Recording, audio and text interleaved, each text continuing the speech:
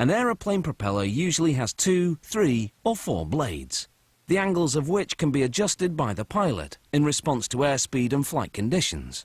A propeller's main parts are made of aluminium because it's critical to keep it as lightweight as possible. The next item is sure to have you in a spin. The propeller's blades attach to a hub. This piece of aluminium is on its way to becoming that hub. Like the starting pieces for all parts, it was forged beforehand in anticipation of the final shape. This sophisticated computer-guided mill now machines the piece.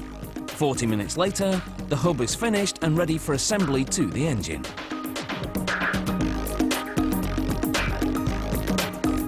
This roughly shaped piece is about to become one of the propeller's blades. A lathe machines it to the final shape. Liquid lubricant washes away the metal shavings and cools the friction-generated heat. The lathe first forms the shank, the end of the blade that fits into the hub. The next milling machine cuts the blade's shape.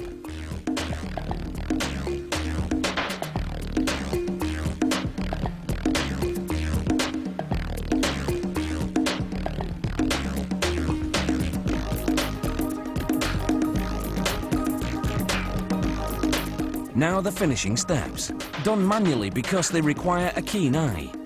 Using first a rotary sander and then a belt sander, the marks the machining process left behind are ground away. The metal is buffed with a polishing wheel. Then the blades are dipped in a strong detergent. This acidic solution eats away any dirt, oil or grease on the surface of the metal.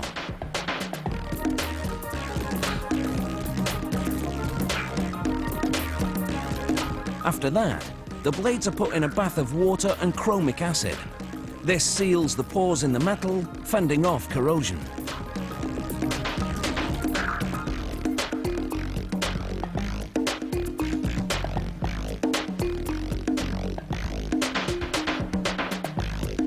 The factory tests all critical parts for surface defects by dipping them in a fluorescent solution that leaches into any imperfections.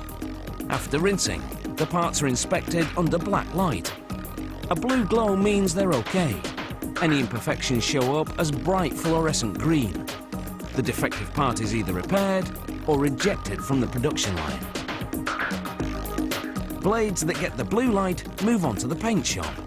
A coat of black on the backside prevents sun reflecting into the pilot's eyes. And for safety reasons, stripes are added to make the spinning blades visible. Next comes a de-icing boot, a rubber-encased electric heating element that prevents ice buildup. The rubber is highly durable yet flexible enough to mold to the curve of the blade.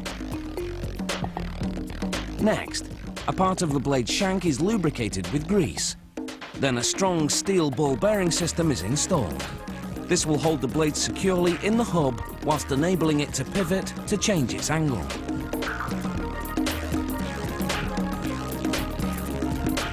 The shanks of the 3 blades fit right into this steel part called the fork.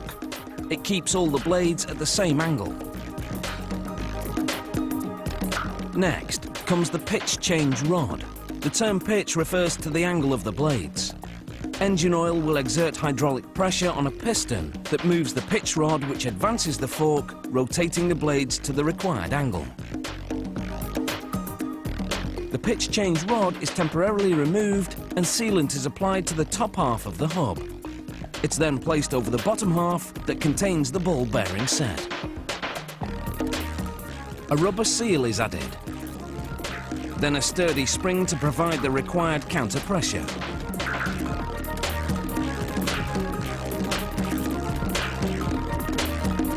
The piston and pitch change rod, which are now attached to each other, are threaded onto the fork.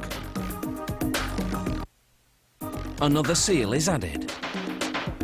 This one prevents leaks from the top of this cylinder that will contain the engine oil. A special tool is used to tightly torque the cylinder down against the hub.